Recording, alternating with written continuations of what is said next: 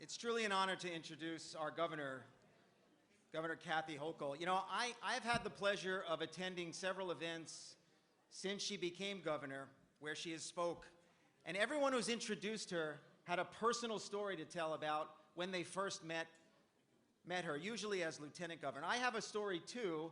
I know she can hear me. But, you know, I used to run Opportunities for a Better Tomorrow, OBT, one of the largest youth job training organizations in Brooklyn. And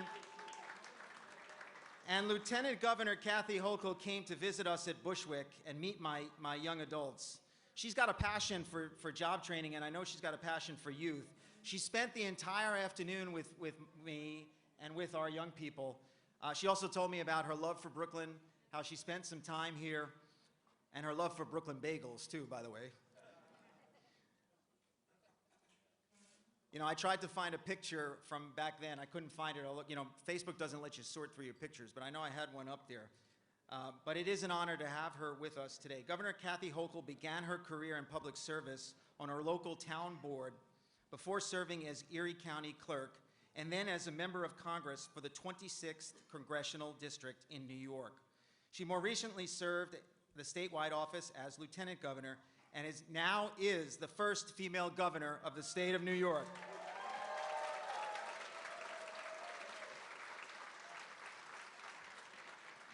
As Lieutenant Governor from 2015 to 2021, Governor Hochul successfully spearheaded numerous initiatives that led the administration's economic development and job creation efforts across the state, working every day to advocate for policies that help all New Yorkers meet ends meet. Governor Hochul chaired the statewide regional economic development councils that have transformed the state's economy by building upon regional strengths through long-term strategic plans. As governor, she is managing New York's COVID-19 pandemic response and the economic comeback by accelerating relief to New Yorkers and small business owners and helping support a recovery that builds back better and more inclusive. Governor Hochul recently signed 2 pieces of legislation that make it easier for small business owners to access government assistance, programs, and information. Governor Hochul works to champion policies to transform our economy, including workforce development, job training, investing in minority and women-owned businesses, and closing the gender wage gap. It is my honor, and I am proud to introduce the 57th Governor of the state of New York, Kathy Hochul.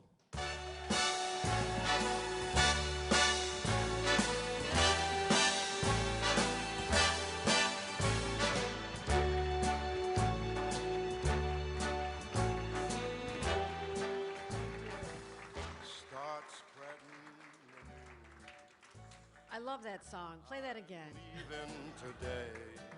Start spreading the news is right, because New York is back, starting right here in Brooklyn. And I am so excited to be here tonight. Look at the energy in this room. A lot of pent-up demand, and everybody looks so nice all dressed up. You got a chance to get out of your pajamas, no more Zoom calls, right? You look great. You look great. Randy, I want to thank you for your extraordinary leadership, particularly when I first met you, as you mentioned, with those children. And it was your belief in them that made them believe in themselves as having great potential. And I thank you for that, but also leading this incredible organization through some of the toughest times that we ever could have imagined. This business community was knocked down so hard, and yet you never, ever, ever gave up. And I thank you for having that courage, the resiliency, and that Brooklyn tough attitude that got us to where we are today. I know there's many elected officials in this room that have been acknowledged, and I thank all my partners in government, because I truly mean we are partners. And gone is the era when there had to be this sense of a natural tension between Albany and New York City, and the governor of New York and the mayor of New York. That era, my friends, is over, and it starts right here with me working with the next mayor of the great city of New York, Eric Adams, from Brooklyn itself. That is what's going to be the hallmark of our administration, working together with all of our elected officials to lift everyone up. And as a business community, You don't want any drama from us. You want us to just focus on you and how we can help remove barriers to your success. And that's what I commit to do, because this is a personal journey for me. You don't know this, but my mother, back during the darkest days of Buffalo's history, when we lost thousands of jobs, when everybody went elsewhere, the steel plant where my dad and grandpa worked shut down. And despite the adversity in my small town and all the boarded up windows of the businesses that once were prosperous, my mother at that moment decides that's the best time to start a small business, a flower shop. You know why my mother started a flower shop? She didn't have any business experience. She'd never done this before. She didn't like the flowers that were done for my brother's wedding by the local florist, and she was going to start her own business. That's the kind of family I come from. I just want you to know this. But why do I mention that today? Because I didn't know what I was doing. I'm her brand new lawyer. She thinks her daughter, the lawyer, is going to figure this out.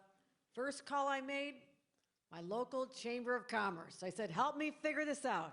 I've got to look good to my mother. We have to figure out insurance and how to get the bank account going and how to deal with workman's comp and how to hire people. And I thank Chambers ever since then for what you do to give people the help you need when they're starting, the help they need when they're continuing, and making them and have the opportunities to grow and succeed. So to the Brooklyn Chamber of Commerce, I honor you and your 100 years, over 100 years of serving this community. Yes, it's changed a little bit, but some of you were here not 100 years ago, but before everybody discovered Brooklyn, right? Who was here before Brooklyn was discovered? You are the ones that never gave up even when times were tough. And I thank you for that as well. I'm going to be there for you, Brooklyn, because I tell you this, and I know this, you have some of the most incredible restaurants and hotels and vibrant downtowns and culturals and just so many fabulous places to congregate. Why Brooklyn needs to succeed coming out of this pandemic is because the rest of the state is watching you. They need to know it can be done. And I need you to show the path forward by being compliant with some very simple rules about wearing masks and getting vaccinations. Show how we can protect the health of our workers, protect our customers, and finally get through this pandemic once and for all.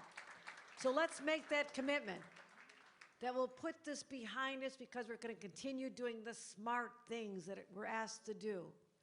And when we come out of this, we'll be entering a whole new era of opportunity where individuals who feel they've been marginalized, left on the sidelines, communities of color that have always had that struggle, access to capital. We need more empowerment for those communities.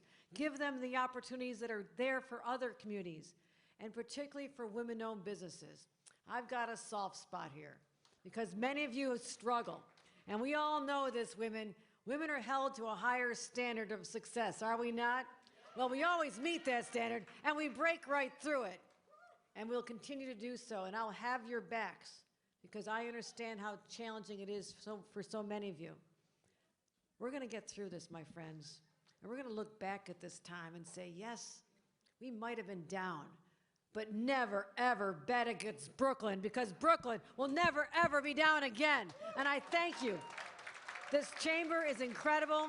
Randy, Anna Oliveri, I want to thank you for being our board chair. Anna, where are you, Anna? Anna. And again, all the great elected officials. One of my favorites is Jerry Nadler. Jerry Nadler is in the room here tonight. What an incredible leader he is. Worked with me when I was a member of Congress and so many others. I don't have a list of all your names because I'm going to, well, Jeremy, I said Zellner. Zellner Myri's here. Senator Prasad, I think, is in the room. Senator? Senator Prasad, rock star. Assembly member Stephanie Zitterman is here. Stephanie, there you are, right? Hey, I don't have my glasses on, but I can see that green from here. That looks awesome. Stephen Simbowitz, we've worked so closely together. Stephen Simbowitz. And some of our council members are here as well. And Ferris Front, I want to thank her for being here. Joni, is it your birthday? Joni, why is this your birthday? Can someone play Happy Birthday for Joni as well while we're here? Come on. I'm not singing it, but let's sing Happy Birthday to Joni as well. You guys always have fun. I love being here. We're going to continue investing, lifting up this community, and I will be your partner through this, through the bad times and the great times that I know are just around the corner. Thank you, my friends. Brooklyn Chamber of Commerce, you rock. Have a great night, everybody.